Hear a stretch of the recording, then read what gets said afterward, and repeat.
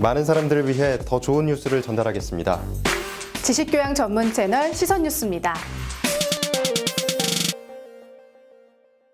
안녕하세요. 레슨업 자동차의 모든 것 지입차편 박진아입니다. 오랜만에 이하나 씨랑 둘이 이렇게 왔어요. 하나 씨 안녕하세요. 안녕. 기분이 좋으세요?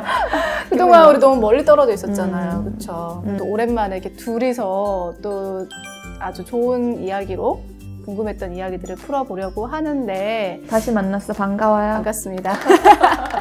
우선 축하드릴 일이 있어요. 축하할 일 있다고 들었는데 네, 저희 경사가 났습니다.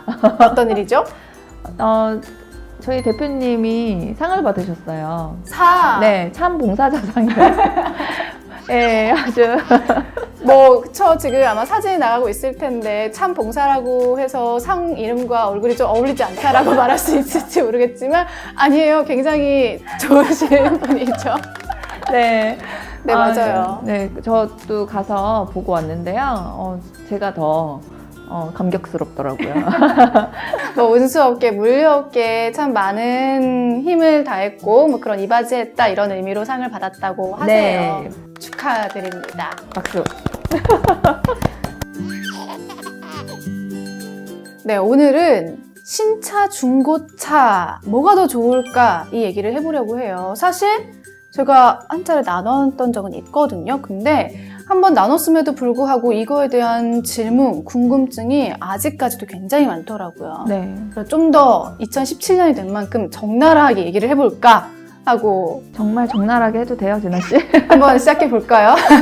피디님 괜찮은가요? 네, 일단 신차와 중고차 분명히 전문가로서의 입장이 있을 텐데 신차와 중고차 그래도 나는 어떤 게 더 선호한다. 그 이유가 뭘까요? 저는 8년 동안 근무를 하면서 중고도 많이 이제 접해보고 그리고 신차도 많이 접해봤는데 솔직히 중고는 저희가 저희가 차를 만드는 게 아니라 매매상에서 차를 저희가 구매를 해와서 차를 작업을 하는 거거든요. 근데 문제는 그 차가 중고차가 어디서 어떤 히스토리를 갖고서 어떤 차주가 그 차를 몰았는지에 대해서 전혀 알 수가 없어요. 근데 우리 중고차 같은 경우는 그 자동차 그동안의 그런 히스토리를 볼 수가 있잖아요. 침수 차량인지 사고 차량인지만 알지 그 차량의 차주가 몇 번 바뀌었는지에 대해서는 알 수가 없죠. 그러니까 한 차주가 그 차를 만약에 진아 씨 차예요. 네. 근데 진아 씨가 운전하지 않고 기사를 돌렸어요. 월급 기사님을 돌렸다 이거죠. 네. 그거는 명부에 안 나와 있거든요. 근데 아시는 분들은 아시겠지만 이 차라는 건 주인이 바뀔 때마다 맞아요. 말썽이 일어나는 게 차거든요. 아무리 가서 눈으로 봤을 때 아무런 문제가 없는 차량이라고 하더라도 필드에 나가서 한 일주일, 열흘도 안 됐는데 고장이 나는 경우들이 굉장히 많아요. 그거는 우리 사람처럼 엑스레이를 찍어볼 수 있는 게 아니잖아요, 차량은. 그러다 보니 눈으로만 일단 확인을 하고 그리고 기본적인 엔진 소리, 이런 소리만 듣고 확인을 하고 나오는 경우이기 때문에 고장이 언제 날지, 어떤 식으로 고장이 날지는 아무도 모른다라는 거죠. 그러니까 마음고생을 할 수밖에 없다라는 거예요, 중고는. 신차 같은 경우는 혹시나 결함이 생기더라도 AS가 다 가능한 그렇죠. 거죠? AS가 가능하고 그리고 특장을 만들잖아요. 보통 카고인 그대로 만들어지는 경우는 거의 드물고요. 저희 차처럼 윙바디, 네. 윙을 얻는다거나 길이를 늘리기 위한 증톤을 하기 위해서 축을 달고 그러잖아요. 그렇죠. 세세하게 고장나는 부분들도 많거든요. 특장에 대해서. 그러면 신차 같은 경우에는 어디서 만들어졌는지를 알잖아요. 그리고 계약을 했기 때문에 그거에 대한 또 AS도 완벽하게 돼요. 제가 좀 예민한 질문을 해볼게요. 저도 사실 인터넷 댓글, 질문 이런 거 좀 몇 번 봤는데 중고차보다 신차 권하는 거 이하나 씨 그거 더 이득 많이 남아서 그런 거 아니에요? 네, 더 적나라하게 쓰시는 분도 있는데 좀 순화하자면 네. 이런 걸 저도 좀 봤어요. 근데 저도 궁금한 부분이기도 하고요. 사실 제가 이렇게 본 적은 없으니까 네. 그런 오해라고 해야 되나요? 진짜라고 해야 되나요? 그런 말이 있던데 아닌가요? 저도 사실 봤어요. 신차 브로커 아니냐? 네. 신차를 왜 이렇게 권하냐? 이런 얘기들을 많이 들어왔어요, 사실. 근데 그 이유는요, 제가 정말 솔직하게 말씀을 드릴게요. 사장님, 이제 차주님들이 이 일을 시작을 하려면 인터넷 서칭을 통해서 수많은 회사들을 접하실 거예요. 근데 그 수많은 회사들이 갖고 있는 매물을 보면요, 신차로 분양을 하는 곳보다 보통 중고차로 분양을 하는 데가 훨씬 더 많아요. 거의 95% 이상이 중고차로 작업을 하는 곳들이 많은데, 뭐 문제는 중고차는 앞전에도 우리 말했지만 문제가 안 생길 수가 없어요. 문제가 생길 수밖에 없는 차량인데, 정확하게 얘기를 하자면 정상적으로 물류를 이제 융통을 하는 회사라면 차가 1번이에요. 차가 문제가 생겨서는 안 되거든요. 그 차가 들어와서 아무런 문제 없이 우리 물동량을 잘 이제 물류를 운송을 해줘야지만 회사에서도 손해가 없는 거예요.